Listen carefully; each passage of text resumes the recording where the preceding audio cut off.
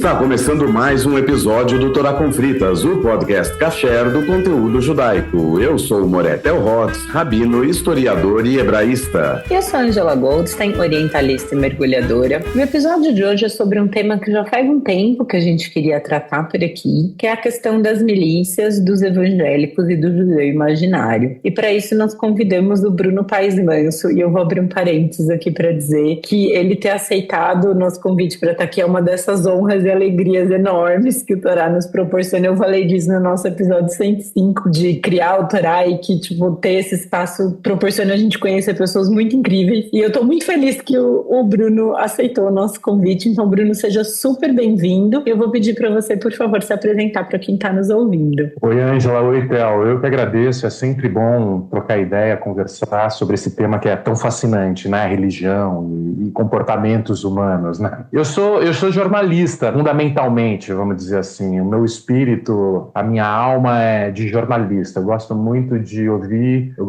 me interesso muito por pessoas diferentes de mim, gosto de escrever sobre histórias de pessoas diferentes de mim. Eu sou movido a isso, na verdade. E por causa desse interesse, eu acabei também indo para a academia, para fazer pesquisa nas ciências humanas e para ter outros instrumentos para contar história, vamos dizer assim. Então, eu gosto de jornalismo, gosto de ciências humanas, gosto de contar histórias e tenho escrito sobre violência urbana, sobre crime, sobre PCC, sobre religião, mas que eu acho que é sobretudo sobre cultura urbana, sobre comportamento urbano e sobre as cidades brasileiras nos últimos 30 anos. Maravilha.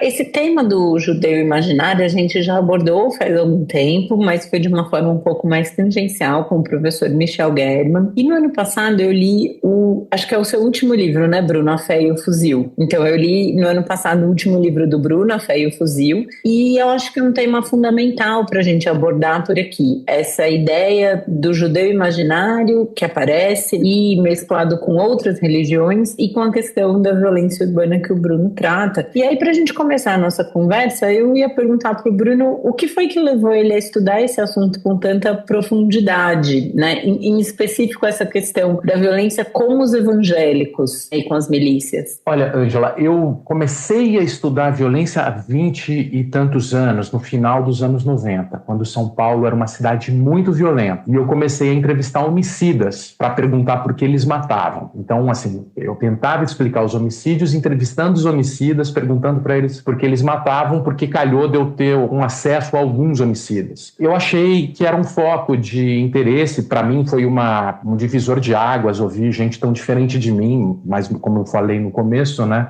Isso é que acabou norteando a minha forma de fazer jornalismo e pesquisa. Mas, em determinado momento, para continuar ouvindo esse povo, era muito difícil, porque são assuntos muito delicados e íntimos, né? O cara me contar por que ele matava um playboy do centro da cidade, veio me ouvir para escrever em jornal, né? Tudo isso era muito delicado, dependia de vários arranjos, pessoas que eles conheciam, uma confiança muito grande. E aí eu comecei a apelar para os ex-matadores, que eram os que tinham se convertido e se sentiam à vontade para falar sobre o passado, porque a conversão e a vida passada que ele teve de tráfico, de crime, de roubo, de homicídios, dimensionava até a transformação na vida dele a partir do momento que ele aceitou Jesus e que ele viveu o processo de metanoia, que eles chamam, né? Esse processo de transformação de consciência. E aí eu comecei a ouvir vários e fui colecionando essas histórias, que para mim eram muito fascinantes. Principalmente essa capacidade de você transformar uma consciência individual e renascer a partir de uma crença que era o que esses evangélicos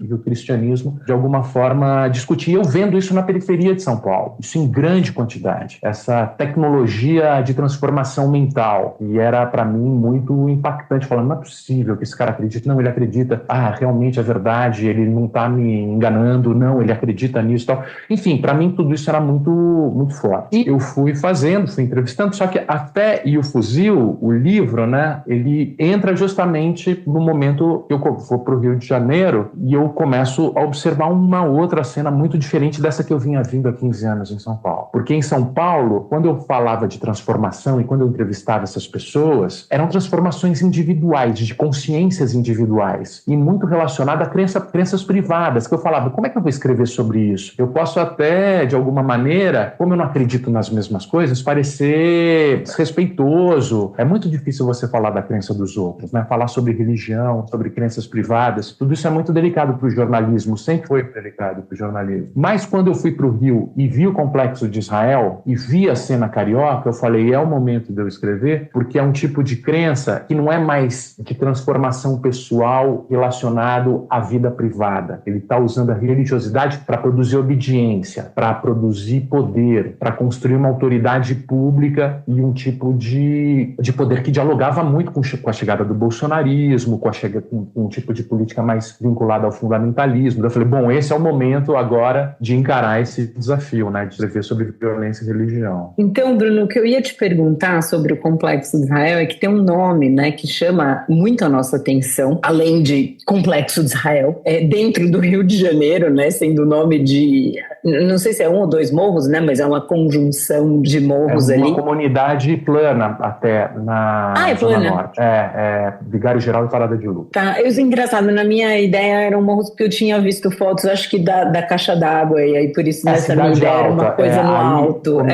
A cidade alta que vai ter a caixa d'água, também tem esse, aí sim. Que tem uma big de uma baita de uma estrela de Davi azul neon, assim.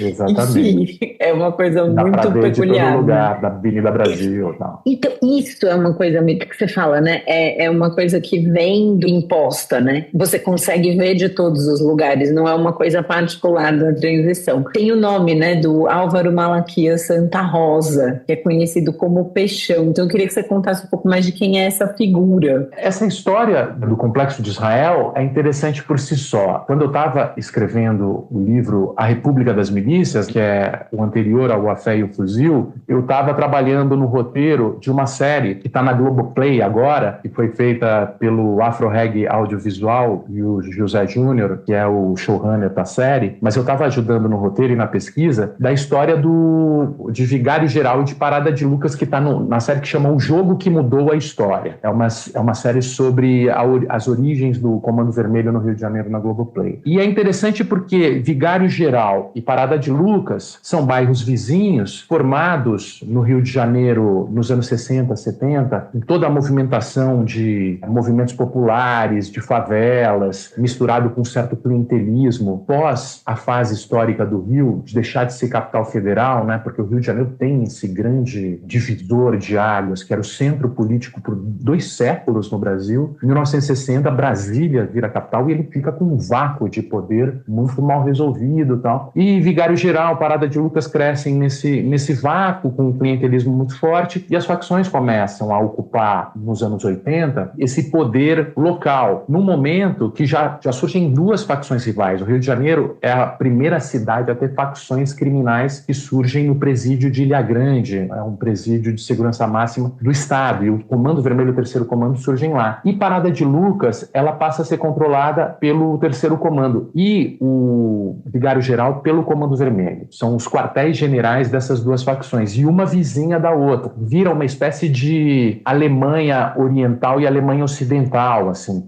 As pessoas que estudavam em Vigário Geral e tinha parente em Parada de Lucas não tiveram que tirar os filhos da escola. A divisa desses 2 bairros era chamada de faixa de Gaza, porque tinham muitas balas no muro e muitos conflitos e tudo mais. Em algum momento dos anos 2010, o Terceiro Comando vai ganhando força e toma o complexo, toma Vigário Geral do Comando Vermelho. E eles se reúnem e viram um território unificado. Depois de muito tempo dividido, viram um território unificado que eles chamam de Parada Geral, porque Parada de Lucas com Vigário Geral, Parada Geral junto, tá? E começam a administrar. O Peixão fazia parte dessa gestão, mas ele desiste disso e vai se tornar pastor numa igreja da Assembleia de Deus em Nova Iguaçu e vira pastor. E quando ele vai para lá, a coisa começa a desandar, a gestão do território começa a desandar e chamam ele de volta. E ele volta já convertido e não se desconverte quando ele assume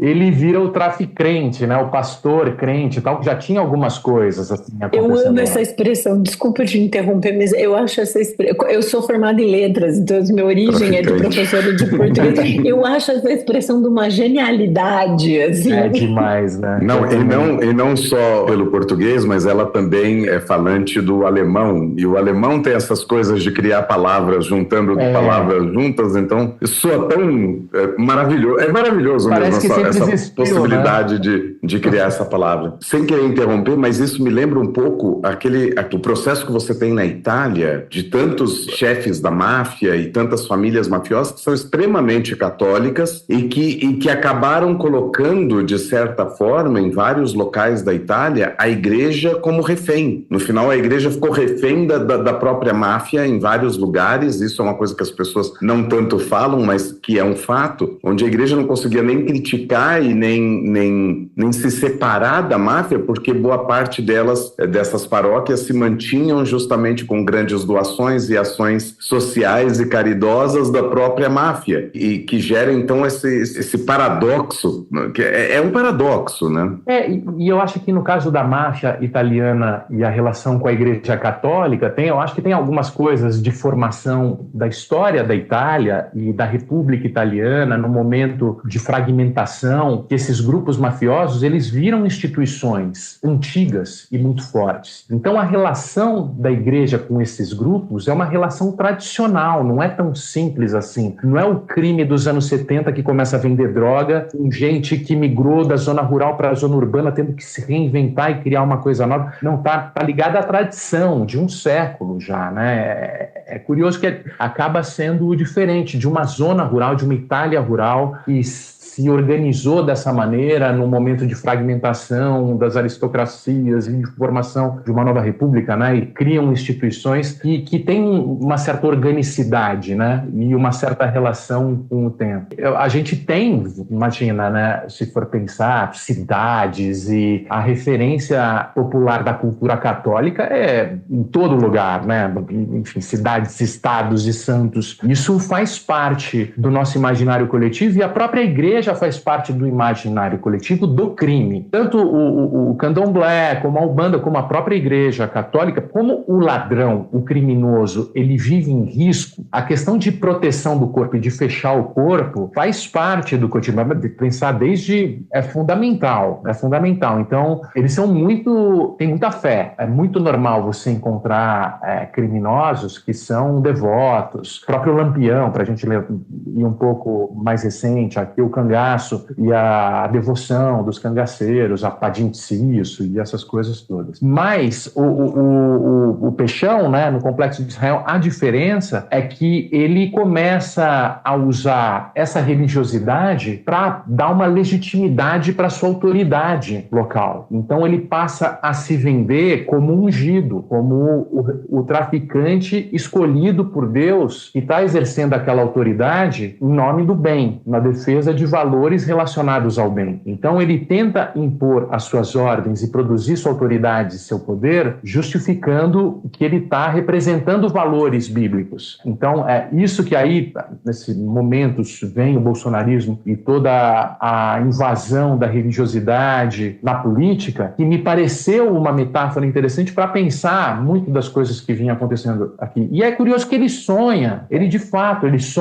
que Deus está dando essa missão para ele. E ele explica em áudios de WhatsApp para as pessoas. E é curioso, aí já trocando ideia com vocês, porque é um relato, e a Viviane Costa, que escreveu Traficantes Evangélicos, também ela é de lá, e ela é uma pastora da Assembleia de Deus. E eu falei, isso me parece muito os relatos dos profetas bíblicos do Antigo Testamento. Ele diz que sonhou com Deus, ou que viu essa mensagem, foi escolhido ungido e conclamado a lutar em defesa desses valores para criar um território relacionado que abrigasse o povo de Deus aqui na Terra. E ele diz que vai fazer essa guerra em defesa desse chamado que ele teve, em defesa dessa missão que ele passou a ter. E é curioso que a Viviane Costa, né, que é essa pastora que eu falei, que tem esse livro que chama Traficantes Evangélicos, quando eu estava conversando com ela me falou, aí eu comecei a questionar a minha própria fé, a forma como eu via a minha própria fé. Se eu também não estava fazendo essa guerra espiritual da mesma forma que ele, qual que era o papel da religião, né? Então, o Peixão tem essa narrativa, vamos dizer assim, né, de que ele sonhou com Deus, que ele recebeu essa missão divina, que ele é um traficante ungido, e a partir daí ele tenta legitimar sua autoridade na construção desse complexo de Israel. O traficante, apesar de vender drogas, ele financia financia a luta do bem contra o mal. Ele financia a luta dos valores bíblicos, de todos os salmos, os versículos, e ele pinta no muro os versículos como se estivesse cumprindo uma constituição, que é o povo da Bíblia, mas é uma constituição que tem milhares de anos. Não é a nossa constituição que tem 30, né? É uma constituição que está acima de tudo isso. Não, e aqui para o nosso ouvinte, só para a gente situar novamente, o conceito Israel, quer dizer, o termo Israel, é um termo que ele é muito polissêmico, ele tem muitos significados no decorrer da história. E embora hoje em dia, no mundo onde a gente vive, pós-século XX e século XXI, onde Israel é o nome de um país, aqui é muito importante a gente separar essas duas coisas.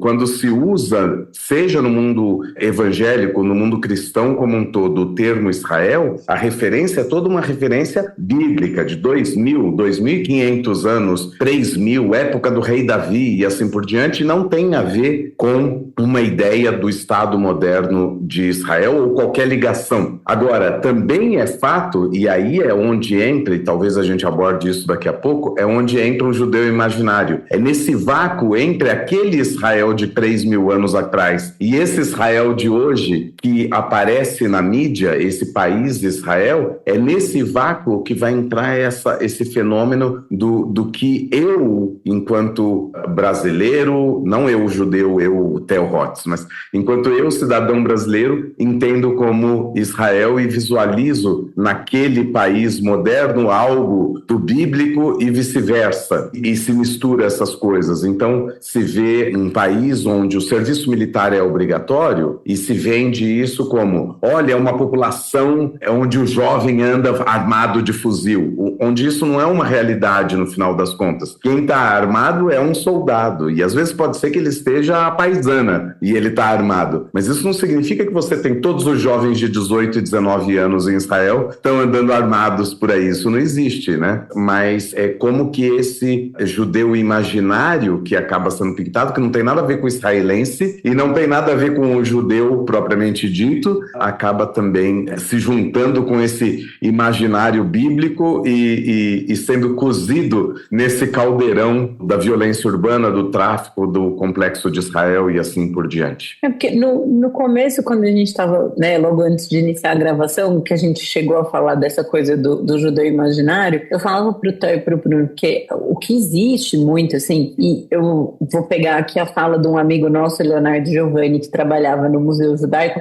agora ele é o secretário de Cultura de Joanópolis. Ele trabalhou muito tempo no Museu Judaico, aqui em São Paulo foi quando nós nos conhecemos, e ele falou, Ângela, tem muita gente que chega no Museu Judaico e que não sabe o que é um judeu. Assim, nunca viu um judeu. Outros viu, mas não reconheceu. Mas não sabe, não conhece, não convive com judeus. E aí tem uma ideia, como isso que o Theo falava, desse conceito de Israel, porque o conceito bíblico de Israel é uma coisa muito diferente do que é hoje em dia um país, né, delimitado geograficamente, lá com suas questões de fronteira, como muitos outros países no mundo, mas que quando você fala de judeu, as pessoas vão ter uma ideia um pouco pré-concebida do que é e vão esperar que necessariamente o judeu sempre fale coisas muito sábias, muito carregadas de espiritualidade, como isso que o Bruno falava antes. Então o Peixão, ele tem necessidade de escrever versículo bíblico, salmo, provérbio nos muros da favela. Então eles esperam que o judeu necessariamente vá falar, né, sempre abrir a boca para falar uma coisa muito espiritualizada, muito elevada, não vai falar coisas mundanas e triviais do tipo, putz, acabou o pão, tem que vir na padaria ali e pegar mais. Isso não faz parte desse imaginário. E eu vou dar um exemplo muito claro que aconteceu comigo há algum tempo. Tem uma série na Netflix chamada Casamento à Moda Judaica. E a apresentadora da série, ela é uma figura. Ela é uma mulher de uns 40 e tantos anos, que tem uns 4, 5 filhos. Ela é ortodoxa, casada com um israelense. Ela é americana, mas ela mora em Israel hoje em dia. E ela fica entre Israel e Estados Unidos porque ela fica fazendo casamentos. Então você fala, eu sou fulano, tenho tantos anos, quero me casar com uma mulher de tantos anos, eu gosto disso, gostaria que a minha mulher gostasse da mesma coisa que eu, e aí ela vê lá na lista dela de cadastro que ela tem e vai apresentar as pessoas. Então ela fala um pouco do conceito judaico do casamento, de que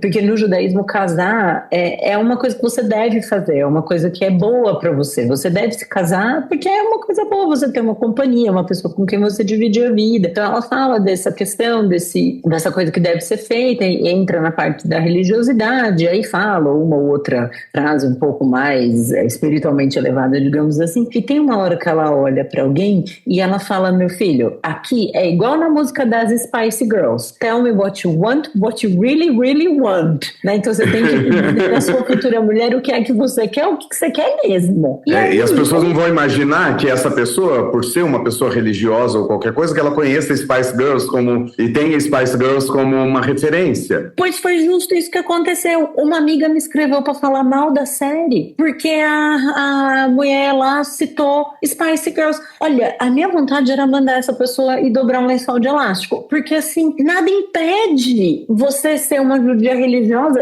e eu tô aqui me expondo como uma judia religiosa que ouve Spice Girls. Gente, eu ouço, inclusive eu tô apaixonada, eu gosto de música pop pelo filho do Solimões. Se vocês não conhecem, procurem no Gabel. Ele é maravilhoso. Ele canta música sertaneja queer. Ele é sensacional. Interessante. E aí você fala: eu sou uma mulher judia de 40 anos quase, que apresenta um podcast sobre judaísmo, sobre religião, estudo o judaísmo por uma abordagem religiosa, e aí se você fala isso, a pessoa tira a sua carteirinha de judeu. E então entra nisso do judeu imaginário, que a gente vai esperar que a pessoa fale sempre coisas muito elevadas, muito incríveis, muito maravilhosas. E aí, o que eu acho muito interessante dessa questão do traficante, agora voltando pro Peixão e pro traficante, que são coisas que a gente imagina também como completamente desconcatenadas, né? O traficante ungido, o escolhido da guerra do bem contra o mal, e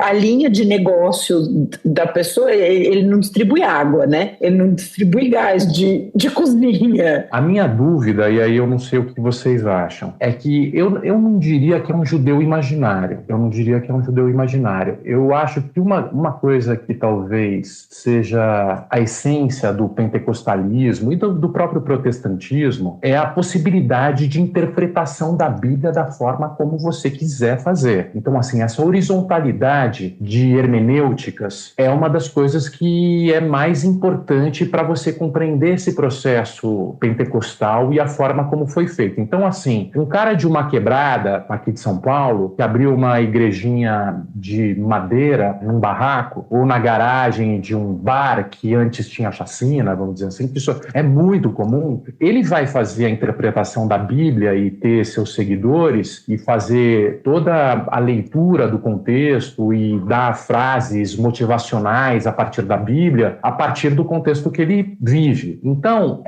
eu acho que isso é muito importante para compreender o fenômeno. Inclusive, você pode ter um traficante que vive numa cidade conflagrada, com vários grupos disputando o poder, que faz uma interpretação da Bíblia a partir do contexto da comunidade que ele vive e dos conflitos que ele nasceu e testemunhou desde sempre. Então, não é que ele está projetando como seria um judeu, ele está interpretando a Bíblia a partir da realidade deles. Porque no final ele é esse personagem bíblico também, a continuação desse personagem bíblico. Ele é esse personagem e, assim, duas coisas me chamam muita atenção. E aí, em relação ao Antigo Testamento e em relação à leitura que muitas vezes se faz do Antigo Testamento. Primeiro, você tem uma que faz parte da religião judaica, aí vocês me corrijam também, se vocês não concordarem ou não, mas, enfim, é uma religião da ética, uma religião das regras. O Antigo Testamento e a religião judaica é fundamentalmente uma religião de produção de uma ética própria, né? Depois desdobra na religião da salvação, que é o cristianismo. Mas a base é a mesma. A base do cristianismo é a mesma. Então você tem uma regra que já, de alguma maneira, ajuda a ordenar vidas muito desordenadas. Nas periferias, se busca sentido e lógica de comportamento, isso é muito importante. E em um segundo momento, e uma segunda interpretação que fazem, além dessas regras, você busca um sentido para a sua guerra, um propósito para a sua vida. E os evangélicos passam a interpretar esse propósito a partir da batalha espiritual, da chegada do Apocalipse, que faz várias releituras do demônio tomando posse de várias instituições da terra. Então, cabe aos evangélicos e a Jesus retomar essas instituições que vão desde a política, da cultura, da televisão, da arte. Tem as teologias dos 7 montes, as teologias da batalha espiritual, que começam a dar um propósito para uma guerra, que é uma guerra do bem contra o mal, e que você precisa lutar em defesa do bem. Então, você começa a dar propósito para a vida. E, ao mesmo tempo, você é o povo escolhido, você é o povo abençoado, você que acredita e aceitou Jesus, você recebe essa bênção e essa força porque você está fazendo uma luta transcendental e à beira do Apocalipse, nos dias finais do Apocalipse. Então, é uma coisa que começa a fazer sentido para muita gente e dialoga com muitas questões hoje, né? Então, assim, óbvio que os símbolos de Israel são usados, o próprio Edir Macedo usa muito, a gente vê o Templo de Salomão aqui, que também eu acho que é uma visita imperdível em São Paulo. É imperdível, eu acho que é um ponto turístico necessário para qualquer um que venha e que conheça, porque é muito forte. Mas são símbolos muito ligados a essa questão de uma vida de propósito, de uma guerra de bem contra o mal, de uma guerra que faça sentido, de construir uma aliança e de pensar em inimigos também, porque os inimigos são o motivo da nossa desgraça. Vamos vencer essa luta e vencer essa guerra, e aí sim tudo vai estar resolvido. Então não é pensar na coletividade, mas contra aqueles e vamos nos unir. Então começa a ter uma série de interpretações que explicam e dão sentido para a vida, e dão ordem no dia a dia, facilitam as escolhas e permitem você ter uma vida que faça sentido para muita gente, né?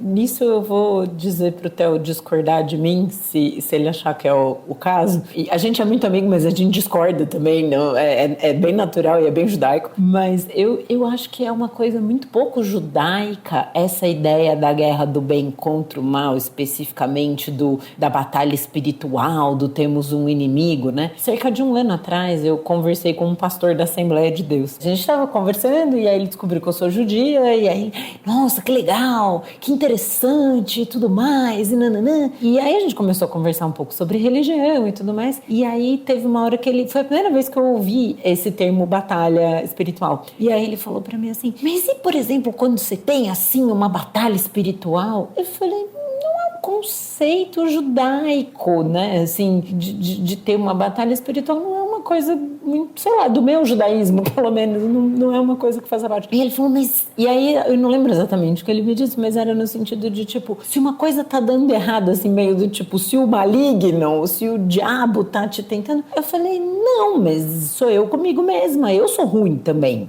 Eu faço coisa boa e eu faço coisa ruim. E tem pessoas que, se você perguntar, o que você acha da Angela Goldstein? Eu conheço gente que possivelmente não tem uma coisa boa pra dizer de mim.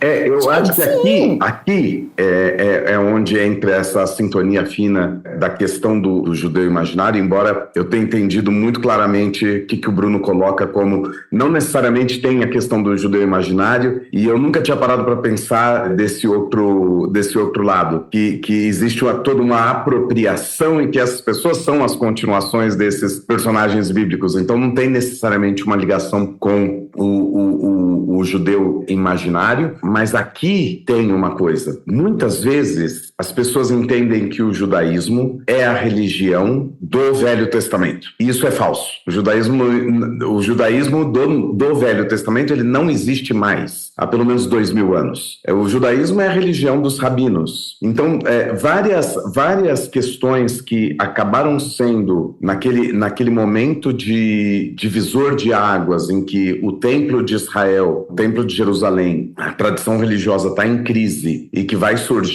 resultar no surgimento do cristianismo, no surgimento do judaísmo rabínico. Mais tarde, na guerra judaico-romana que vai derrubar o templo e vai sobrar essas duas vertentes religiosas, no mundo cristão se abraçou muito essa ideia dessa dualidade que existia no judaísmo da época, de certa maneira, mas que não foi a tônica do judaísmo que foi se formando a partir de então.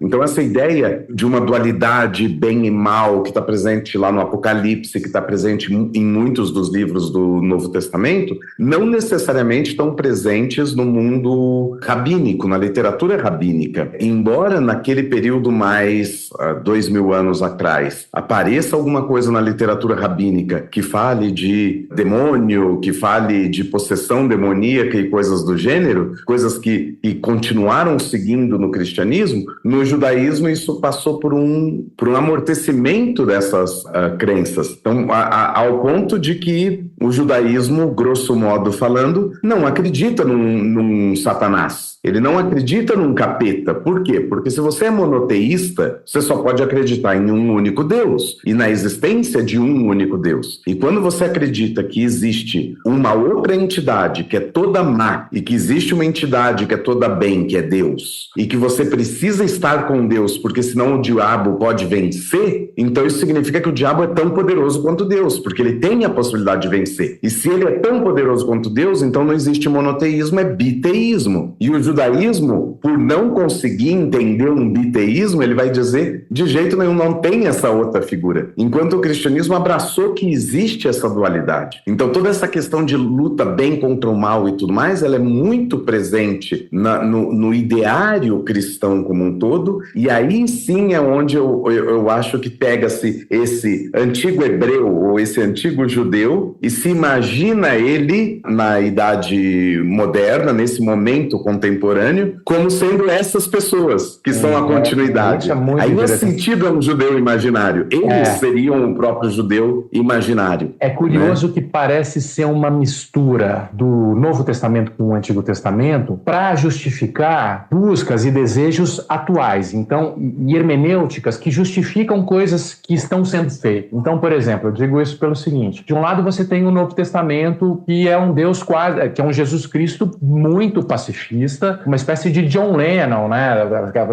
Coisa meio hippie, assim, né? E de a outra face, um pacifismo radical, né? Mas, ao mesmo tempo, um Novo Testamento que dialoga muito com o bem e o mal. E dialoga muito com a questão do exorcismo, da questão das tentações, com a questão dos desejos e tudo mais. E de outro lado, você tem a luta do bem contra o mal calcada nas lutas do Antigo Testamento. Então, você pega esse bem e mal do Novo e usa os objetivos e as missões guerreiras que Deus deu para os profetas e tudo mais. No Brasil, né, eu acho que o pentecostalismo brasileiro, apesar disso existir no pentecostalismo do mundo inteiro, norte-americano inclusive, mas o pentecostalismo brasileiro dialoga o tempo inteiro com as igrejas de matrizes africanas. Então você tem um pastor que chega aqui, que é Robert McAllister, que vai ser o professor do Edir Macedo e do R.R. Soares nos anos 60 e 70 no Brasil. E é um pastor canadense que já tinha rodado pelo mundo em missões pentecostais, e ele fundou uma igreja já usando rádio e com capacidade de comunicação de massa, mas ele fala: eu descobri o problema do atraso brasileiro. E o problema do atraso brasileiro são os demônios das igrejas de matrizes africanas. E a gente precisa exorcizar esses demônios. É esse o problema do atraso. E começa a pregar muito por aí e publica um livro de uma babalaorixá, que é justamente ela contando sobre os problemas do demônio quando ela era de igrejas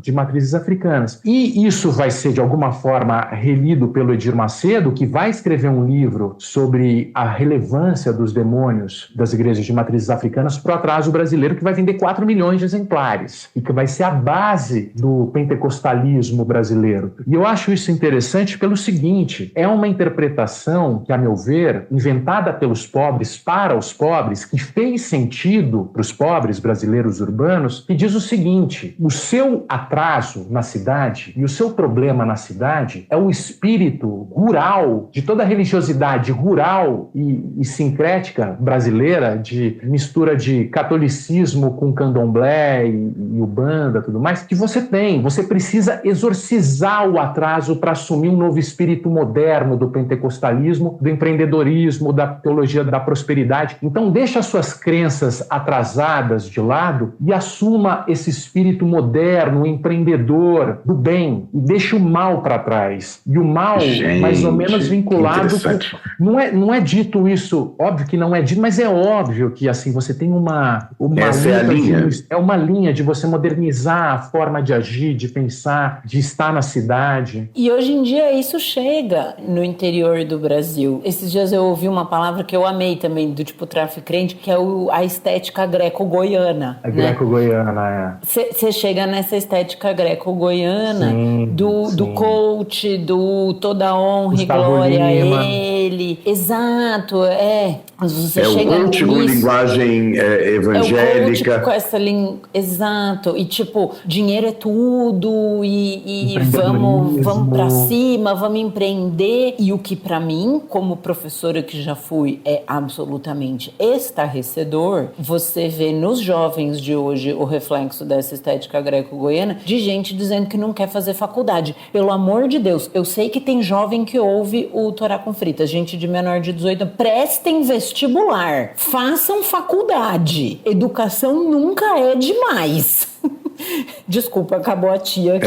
Mas isso também vai explicando por que existe uma certa linha teológica evolutiva, vamos dizer assim, nessas igrejas. O Brasil para Cristo, a Igreja Universal, a Igreja do R.R. Soares, a Igreja Mundial, onde determinados símbolos estavam muito presentes nos anos 70 e 80. Quer dizer, quem cresceu nos anos 80 e via os programas da Igreja Universal, não tinha qualquer imagem de uma Arca da Aliança, não tinha cores azuis e branco na bandeira de Israel, não tinha absolutamente nenhum tipo de símbolo judaico sendo utilizado como símbolo cristão. Ao contrário, toda a lógica que estava por trás era exatamente essa, do exorcismo e da oposição, da contraposição à Umbanda e Candomblé, às religiões de matriz africana, e de certa forma, e aí a gente viu isso nos anos 90, a personificação disso tudo na figura da Nossa Senhora Aparecida como forma de ataque à Igreja Católica, mas tentando, vamos dizer assim, candomblessizar o culto à Nossa Senhora Aparecida, e aí isso resultou naquela imagem que os mais novos não conhecem, mas pesquisem no YouTube, o chute do pastor Von Helder na imagem de Nossa Senhora Aparecida em pleno 12 de outubro, ao vivo na TV e tudo mais, que foi um ataque super... Só que isso, por exemplo, você já não tem mais nesses programas da Igreja Universal. Em algum momento, depois de demonizar muito tudo isso, agora passa a ser o momento de falar do quanto evoluiu aquela pessoa que realmente exorcizou tudo isso e prosperou, do quanto prosperou. E aí a teologia da prosperidade passa a ter um grande foco, aí se mudou as simbologias. Eu lembro quando, no começo dos anos 2000, a Igreja Universal vendia mezuzot da prosperidade. E aí foi o primeiro símbolo judaico que eles queriam utilizar, e aí eles queriam dizer, de certa forma, que existia, primeiro, querer dizer que todo judeu é próspero, mas que existia essa prosperidade judaica e, portanto, uma prosperidade bíblica, vamos dizer assim, e que o judeu tem isso na porta dele, que é a mezuzá. Então você também deve ter uma mezuzá, porque aí você vai ter a prosperidade. Então é isso que eu chamo de plasticidade, quer dizer, em longa duração, é como se fosse uma religião em constante transformação, um neopentecostalismo em constante modificação. É como se fosse um work in progress o tempo todo. Porque é horizontal e várias interpretações vão sendo apropriadas quando elas são fortes. As mais populares, organicamente, elas passam a ser quase mainstream, assim, sabe? Porque surge de um lugar, daí começa a fazer sentido. E a própria Universal, né, que tem muitas coisas sólidas. O que eu acho interessante também é que é uma religiosidade, é uma religião que ela não nega a crença do brasileiro. O pentecostalismo é muito Umbanda. O Espírito Santo, a presença do Espírito Santo no corpo é quase um espírito, você se torna quase um cavalo, né? Uma incorporação. Você fala a língua dos anjos, você cura, você faz profecia. Quando você está conversando com um pentecostal, o tempo inteiro ele, porque vai acontecer isso com você, vai acontecer. Ele faz profecias o tempo inteiro, está em contato com Deus o tempo inteiro, o Espírito Santo baixa no corpo dele, ele fala em língua dos anjos. Eu estava pensando no que eu estava falando da continuidade, assim, do que você vê hoje em dia? Quem exorcizou aquilo no passado, então que é isso que você fala muito do brasileiro, né? De que recebeu, de que exorcizou, de que profetizou, de que vai não sei o quê. Hoje em dia colhe os frutos disso em forma de prosperidade. Só que é uma prosperidade que ela é muito bem definida, né? Você não tem um espectro amplo do que seria essa prosperidade. Porque o conceito de prosperidade ele pode variar de pessoa para pessoa. O que é ser rico para você? O que é ser próspero para você? O que se dá bem na vida para você? É você poder reunir seus amigos em casa e fazer uma festa e proporcionar comida para todas essas pessoas? É você poder comprar uma casa para sua mãe que viveu de aluguel a vida inteira? É você trocar de carro todo ano? É trocar de carro todo ano? É viajar para o exterior sempre? Exato. Ou tipo, é você ter a casa que você gosta.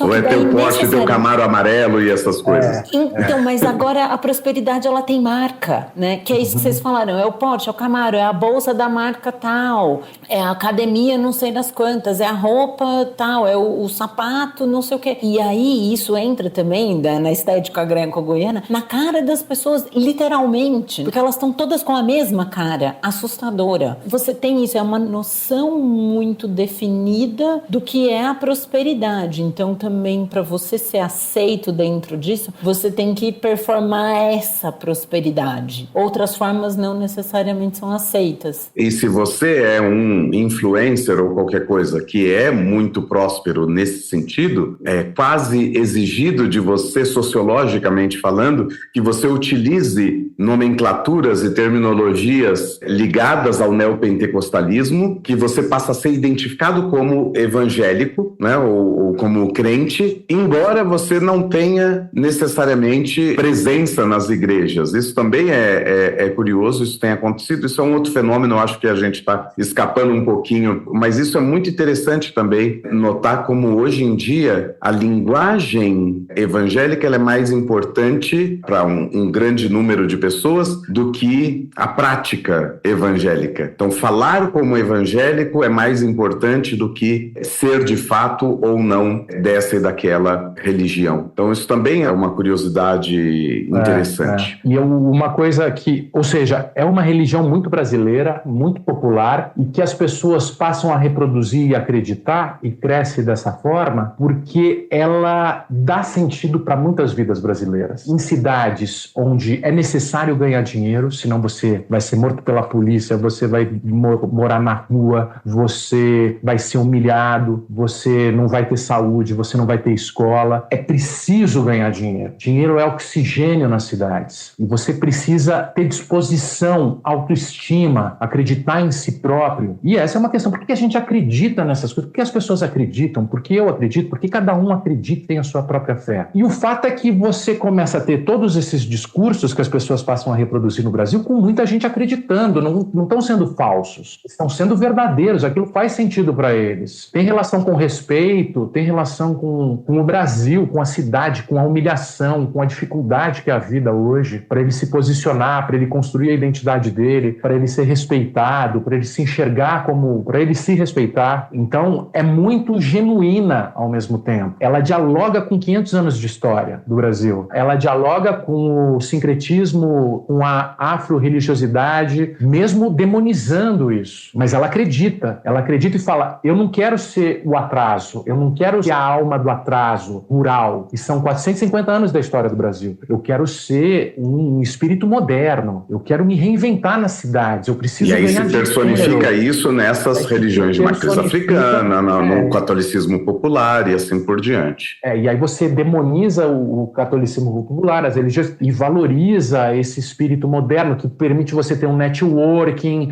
jogar no tigrinho e nas apostas, mas também vender cursos de coaching. Curso de vender curso, né?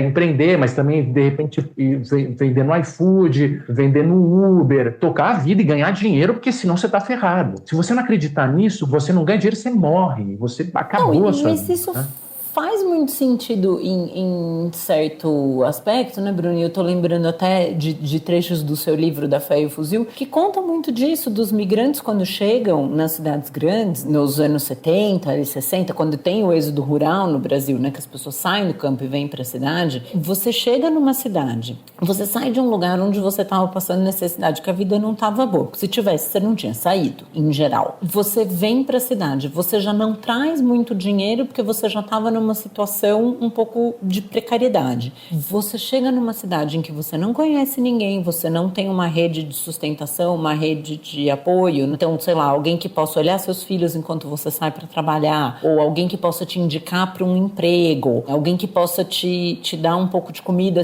né, no fim do mês, quando seu arroz acaba, e você pode pedir para alguém. Então, você chega numa situação que você está assim na cidade, e você começa a ver seu dinheiro todo que você tinha se esvaindo, e a vida na cidade custa mais caro, e você não consegue um trabalho que consegue te dar uma situação financeira condizente com o que você precisa. Demonizar a pobreza nesse sentido é muito natural, e você daí pensar nisso, eu quero empreender, eu vou vender aqui, eu vou fazer isso, eu vou fazer aquilo. Agora a gente passa, né, para essa versão 2.0, 3.0 talvez da chegada nas cidades, de eu vou empreender, vou fazer Uber, vou vender coisa no iFood, vou vender coisa no lugar, e aí você faz um curso, você compra um curso de alguém que te ensina a vender curso. Tem um monte de reformatação do cérebro, é uma metanoia, é uma transformação da consciência. Exato, e falam muito isso, né? Você tem que ter um mindset de rico. Eu amo o mindset de rico. Eu tenho. A minha conta bancária, ela só não sabe. Mas, né, o mindset de rico é super fácil ter, assim.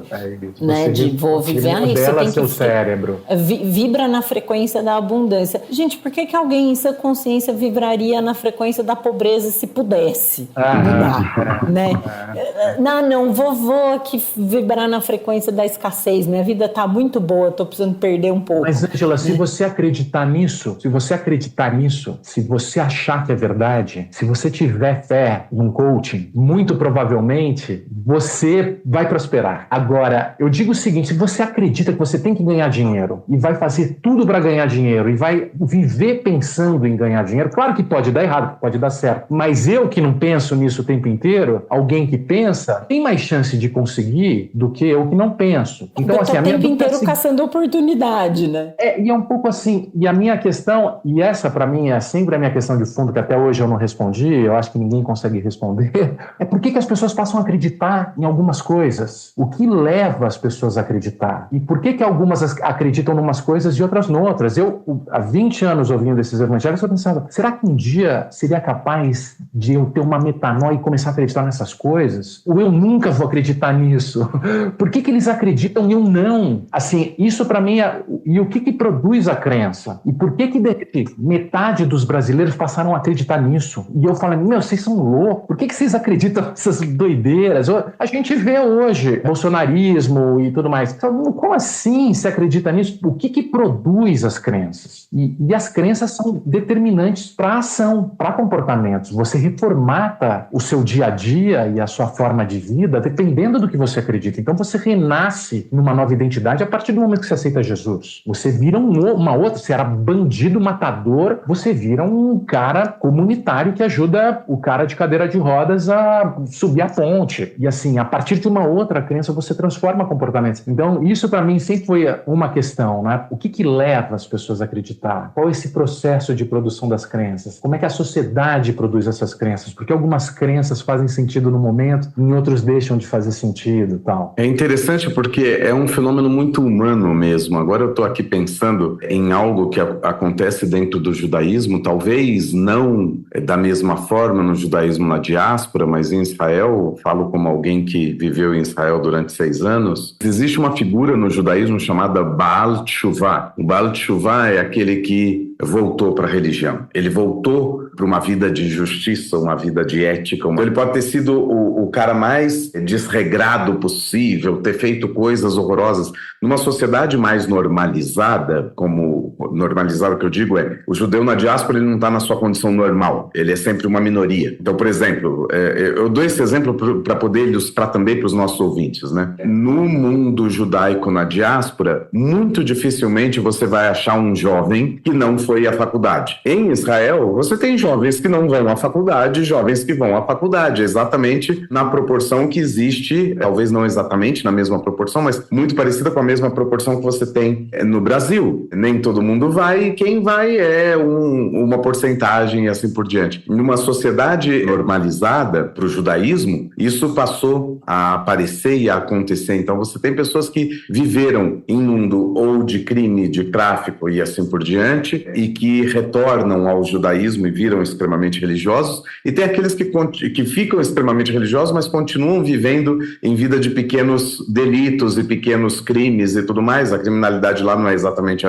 na proporção e nem da mesma forma que ocorre no Brasil, mas você tem esse tipo de coisa, vandalismos, pequenos furtos e essas coisas, em pessoas que se identificam como religiosas também. É interessante como esse fenômeno, realmente, o que parece paradoxal, como eu disse lá no começo, né? Parece paradoxal que o cara tá na vida do crime e também tem uma vida religiosa. E no fundo, não é tão paradoxal assim, e obviamente eu não estou justificando, mas estou mostrando como sociologicamente parece não tão paradoxal, porque é parte de um fenômeno humano. Essa coisa de repente acreditar ou não acreditar não tem a ver diretamente com a vida que eu levo ou não. Eu posso ter um sistema de crenças que não necessariamente anda em paralelo com a minha vida pessoal, com o que eu faço profissionalmente ou com o que eu faço para ganhar dinheiro, vamos colocar assim, ou ideologias políticas ou assim por diante. É muito curioso, e essa é realmente a pergunta sem resposta. Eu concordo com você, Bruno. O que faz a pessoa ter essa mudança completa que ocorre num sistema de pensamento, no sistema de crenças dela, no sistema de valores, mas que não se reproduz necessariamente numa mudança de comportamento ético, né? Poderia acontecer, mas não acontece. E isso me faz chegar numa lembrança, que era de uma série que eu queria indicar para o podcast, chamada Sintonia, que está na Netflix. A 5ª temporada vai começar agora no começo de fevereiro. E é uma série super interessante que fala sobre 3 jovens da periferia de São Paulo, que são muito amigos, 2 meninos e uma menina, e cada um vai tomando um rumo diferente na vida. Um deles se envolve com o tráfico. E a religião evangélica é muito presente na série, de uma maneira geral, né? Tem algumas cenas em que ele aparece indo à igreja, e ele dá dinheiro para a igreja e tudo mais. Então, porque também tem uma questão, eu acho que, lógico, na parte em que a gente fala do paixão e do complexo de Israel, ali tem uma coisa um pouco maior, né? Mas a religião, de maneira geral, para as pessoas um pouco mais comuns, e aí nisso eu estou incluindo os traficantes baixo clero, digamos assim, ele tem uma questão social também, de que você faz parte da vida social das pessoas, ir à igreja, socializar ali, tem festas, tem encontros, seus amigos vão, então a sua família vai, então é um jeito também de você se inserir na comunidade, né? E as pessoas querem, nós somos gregários, né? A gente tem relações. Exatamente, é mais um marco social dentro daquela comunidade, portanto é um ciclo que se realimenta. A comunidade religiosa alimenta a comunidade social que alimenta a comunidade religiosa e assim por diante. Mas a fé e o fuzil, para mim, assim, a grande percepção que eu tive é que, assim, a gente que é aqui de São Paulo, a gente que é da região central de São Paulo, eu tenho 53 anos, sou de 1971, eu vivi o processo da Nova República, dos anos 80, Fernando Henrique, Lula, Collor, tudo mais. Quando estava voltando a democracia após a ditadura militar, a luta política, a percepção política era que a gente, pela democracia, com a participação do voto popular, iria criar um sistema mais justo e produzir de cima para baixo um mundo mais civilizado. As periferias iriam ser civilizadas pela democracia, porque eles iam escolher representantes no Estado dos seus interesses, e ia ter um processo de civilidade, de transformação via política. Mas o que a gente viu é que, 30 anos depois, uma descrença na política muito forte e as soluções vindas de baixo para cima, construções de civilidade vindas e construídas e inventadas na própria comunidade. Via igreja, de construção de uma rede de sociabilidade comunitária, e via facções. A facção, ela surge dentro das prisões para criar uma ética do crime e para que as pessoas parassem de se matar e passassem a ganhar dinheiro no crime e fizesse com que o Brasil se transformasse em 20 anos um dos grandes exportadores de cocaína para o mundo, a partir das gangues construídas dentro das prisões. São mais de 80 gangues hoje. Então foram soluções criadas para lidar com a miséria pelos próprios pobres, para lidar com os desafios da cidade. E não foi uma coisa que a gente falou, olha, sejam assim e a gente vai salvar vocês, e salvamos vocês, porque agora vocês são educados, vocês vão para a universidade, todos são médicos ou advogados, ou tem algum tipo de profissão que permite uma vida tranquila, a gente virou uma Suécia, sabe? Uma Dinamarca. Não foi isso que aconteceu. As soluções foram vindas das pessoas que viviam o problema e que foram criando soluções para si próprias. Isso, para mim, é um processo muito... E essa institucionalidade, essa sociabilidade, essa necessidade da gente como gregário e estar convivendo, foi sendo construída por quem tinha esse desafio de viver, né, na cidade. E tem essa coisa de que, em algum momento ali, também nos 70 e 80, você tem uma atuação muito forte das comunidades eclesiais de base que formam mais ou menos isso que você está falando, e que em algum momento, eu não acho, não é que a Igreja Católica abandonou a ideia, não é essa, mas ali estava muito presente a teologia da libertação e tudo mais, mas em algum momento hoje houve um esvaziamento das comunidades eclesiais de base, sobretudo depois da eleição do Lula no primeiro mandato, em 2002. A partir dali começou a haver um encolhimento dessas comunidades eclesiais de base, e que acabou surgindo ali mesmo um vácuo que acabou sendo preenchido urbanamente também pela presença dos evangélicos, das igrejas evangélicas em geral, nos mesmos lugares onde as comunidades eclesiais de base estavam atuando. Isso tudo associado também com uma mudança de percepção que a gente não pode desconsiderar. Passou a haver uma caminhada da sociedade brasileira, do povo brasileiro como um todo, para um perfil mais de teologia mais evangélica do que de teologia mais católica. Talvez porque a igreja evangélica consegue reproduzir um discurso de que a igreja católica representa uma opulência e, portanto, uma elite e, portanto, uma opressão, ao mesmo tempo que a igreja evangélica é mais próxima, ela está ali naquela portinha, como você falou, naquele bar onde acontecia a chacina e que hoje é um lugar ungido e que virou essa igreja também. Mas, ao mesmo tempo, isso não significa que essa igreja não busca essa prosperidade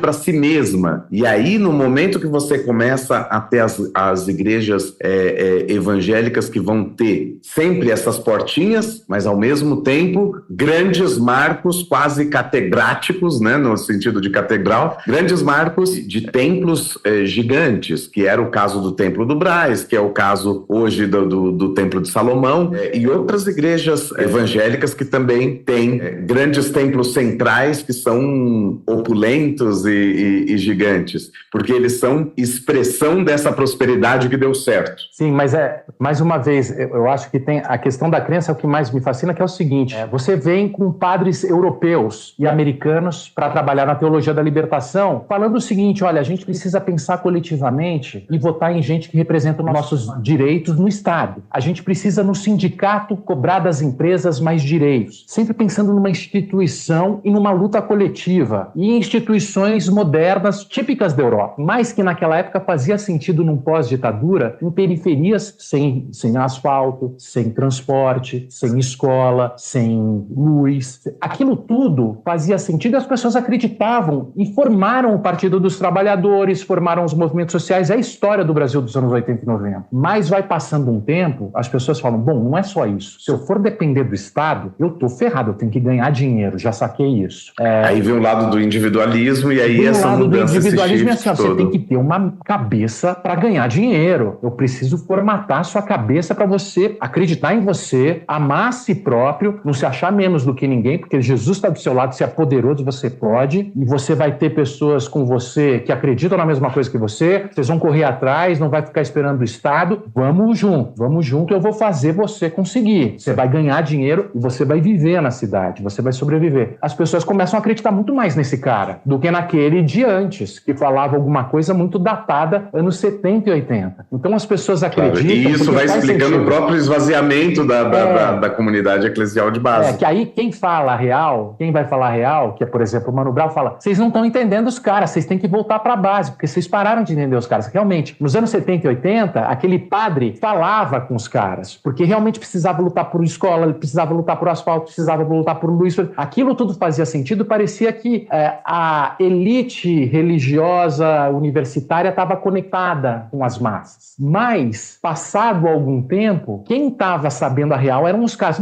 É o cacete, eu não acredito nisso, eu tenho que ganhar dinheiro, eu tenho que acreditar que eu vou conseguir, eu tenho que amar a mim mesmo, e isso é acreditando em Jesus, e Jesus poderoso do meu lado, a gente vai conseguir, eu tenho autoestima, ninguém é melhor do que eu sou o cara, e aí a coisa vai ganhando uma outra dimensão, um outro software mental, e quem fala isso é o cara que saca o que precisa, e é o cara que começa a construir um novo mundo de baixo para cima. E daí o uso dessa terminologia também no mundo político, porque daí você começa a regimentar pessoas, você fala a mesma frequência, na mesma língua, e aí você atrai pessoas, e aí não é uma questão de ser ou não ser evangélico, mas é de expressar de uma maneira onde um certo ethos é transmitido e essas pessoas encontram então respaldo. Então o cara que no final das contas saca politicamente que ele tem que fazer esse discurso dessa forma, ele começa a falar a linguagem dos caras. E aí, por isso ele atrai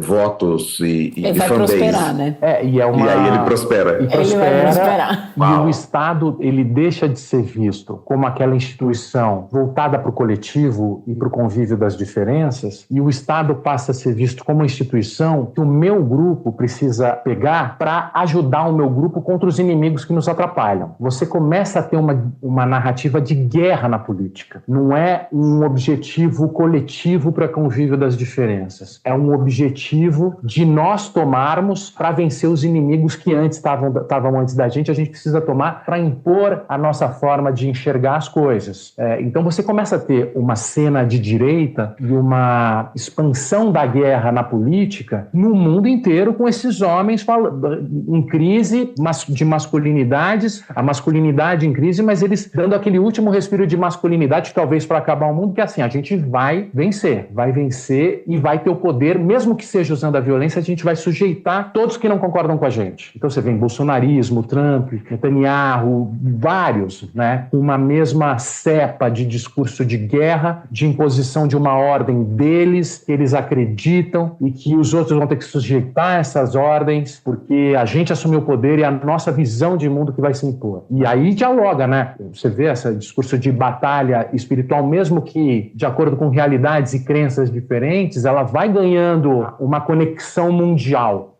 né? Eu acho que com isso a gente encerra muito bem, assim. Realmente, se pudesse, dá vontade de ficar conversando a tarde toda aqui, mas realmente a gente tem um episódio limitado. Da próxima vez a gente marca. Você está em São Paulo também, Bruno? Sim, estou em São Paulo. Então na próxima vez a gente marca, eu faço o almoço aqui em casa, a gente continua. Boa.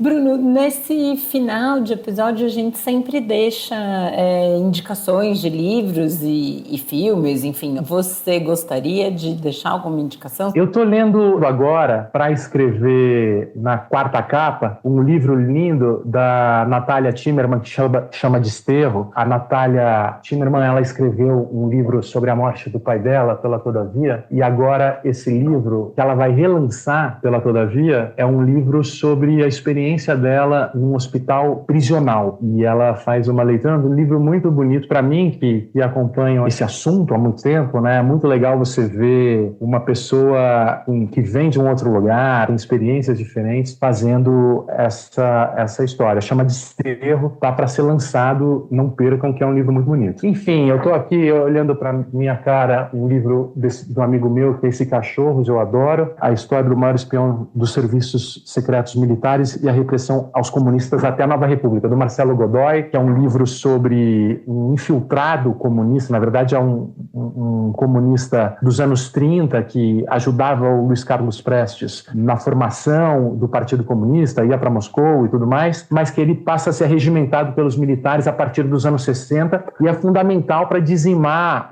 a cúpula do Partido Comunista nos anos 70. Então é uma história da luta de militares e comunistas no Brasil, um século de história das lutas dos militares. Um livro fascinante, do Marcelo Godoy. Bom, esses dois, tá bom. Bom, eu vou indicar A Fé e o Fuzil, não sei se vocês conhecem, é um autor chamado Bruno Paes Mans, que eu li e gostei muito. Vou indicar O Não Judeu Judeu, do Michel German, e também O Traficantes Evangélicos, da Viviane Costa, que eu li há algum tempo. Vou aproveitar para indicar a série Sintonia, da Netflix, que eu falei antes, e inclusive vou assim me gabar um pouco, porque um dos autores da série foi meu aluno de inglês, o Guilherme. Olha, que legal, que legal. E eu conheci ele na época que ele estava escrevendo a série, legal. E a série é muito boa. É muito boa, a escrita é muito boa, a filmagem é ótima, é uma série muito, muito bacana. E eu vou indicar ouvirem as músicas do Gabel, que eu tô encantada por ele, eu achei ele sensacional, ele é um cara super divertido. As músicas são divertidas, ele é divertido. Vou atrás, com certeza. Eu sigo ele no TikTok também, eu achei ele ótimo. Muito bem, eu indico, porque a gente tocou aqui por cima no tema do Baal Teshuvah, dessa pessoa que volta à religiosidade judaica e que passa por essa metanoia, eu indico o livro da professora Marta Toppel, que chama Jerusalém e São Paulo, a nova ortodoxia judaica em cena. Esse é um pós-doc, salvo engano, da professora Marta Toppel. Ele já